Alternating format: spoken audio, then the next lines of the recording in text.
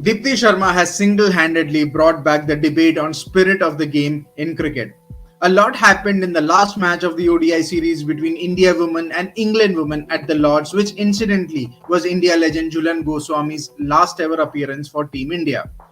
After a horror start to the chase of 170, England hopes were reignited by a fighting 35-run stand for the final wicket between Charlie Dean and Freya Davis. Dean, primarily an off-spin bowler, had battled through 80 deliveries for 47 and was taking her team closer to a memorable win. But veteran Indian all-rounder Deepti showed some sharp awareness as she realized her opponent was leaving the crease quite early before the ball had been delivered. In the 44th over of the England innings with 17 needed of 37 deliveries, Deepti pulled out of her delivery stride and took off the bails before appealing for the run out. The umpires, after a brief pause, consulted the TV umpire who adjudged it as out, and Deepti Sharma had Mankaded Dean, and then a huge uproar on social media followed. So what is Mankading or being Mankaded, or simply put, running out the batter at the non-striker's end? The term comes from the name of the legendary former Indian cricketer Vinoo Mankad. Indian opener and slow left-arm orthodox bowler Vinoo Mankad stirred a controversy back in 1947-48 during India's tour of Australia when he paused during his delivery stride and broke the wicket at the non-striker's end to dismiss Bill Brown during the second test. The incident caused an uproar in Aussie media and a Mankad or Mankading came into existence. Although this method does not violate any laws of cricket, it is still considered by many as an unsporting one. What does the law book say? The provision to run out the non-striker out is clearly laid out in the laws of cricket. This form of run out is a thoroughly fair and a legal act. The exact law 41.16, which pertains to the non-striker leaving his or her ground early, states if the non-striker is out of his or her ground at any time from the moment the ball comes into play until the instance when the bowler would normally have been expected to release the ball, the non-striker is liable to be run out. Well, it is pretty clear that the law is in favor of the bowler on this one, but still some argue saying that this may be legal, but it is not in the spirit of the game.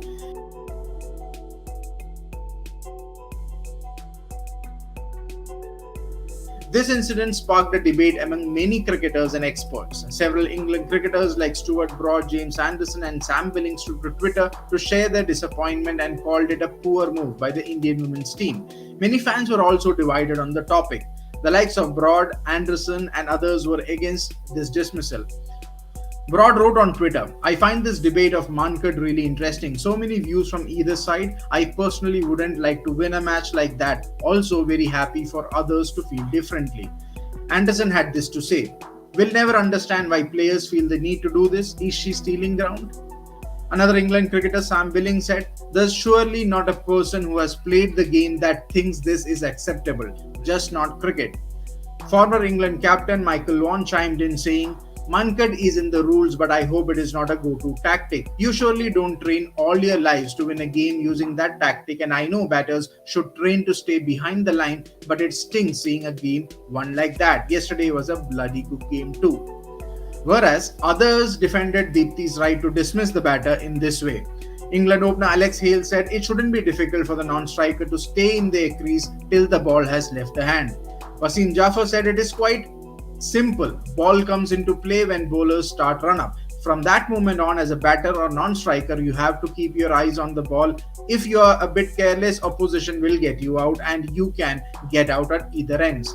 Jason Gillespie added, sorry, there's nothing in the law that says a warning should be given for unfair play. Play by the rules and the game will take care of itself. But what does the MCC, the custodians of cricket laws, had to say about this? Their verdict was that Sharma was well within her right to take that unusual call on her own. And more importantly, the ICC recently announced a host of changes on playing conditions which will come into effect from October 1st onwards, and one of them is about running out the non-striker. The playing conditions follow the laws in moving this method of effecting a run out from the unfair play section to the run out section. This in a way legitimizes the dismissal and removes any doubts on whether to question this mode of dismissal ever again. The MCC statement does go on to add that this change will formally come into effect from 1st October 2022. This was done to clarify this matter and to place an onus on batters to ensure that they do not leave the crease at the non-strikers and prior to a bowler releasing the ball. The law is clear as it needs to be for all umpires to be able to easily interpret through all levels of the game and at all moments in the game. MCC's message to the non-strikers continue to remain in their ground until they have seen the ball leave the bowler's hand. Then dismissal such as this will never happen. While it was an unusual end to an exciting match, it was properly officiated and should not be considered anything more. So, what are the past instances of this mode of dismissal? Indian spinner Ravichandran Ashwin had created a huge uproar in the 2019 IPL during the game between Kings 11 Punjab and Delhi Capitals. Ashwin had ran Josh Butler out without warning and there were ugly scenes. However, this was not the first time Ashwin had removed a particular batsman in this fashion. The first major instance of this for Ashwin was during the 2012 series Tri-Series that was held in Australia. During the ODI between India and Sri Lanka in Brisbane, Ashwin ran Lahiru Tirumane out. The umpire asked captain Virendra Sehwag whether he wanted to stay with the appeal, but after a discussion with Sachin Tendulkar, Sehwag withdrew the appeal and gave Tirumane a warning instead. Not many know that even India's first World Cup winning captain Kapil Dev dismissed a batter in this manner. This incident took place in the ODI between South Africa and India in 1992. In the first ODI, Kapil Dev had warned Peter Kirsten instead of running him out. But the batter did the same mistake of wandering out of the crease in the next match.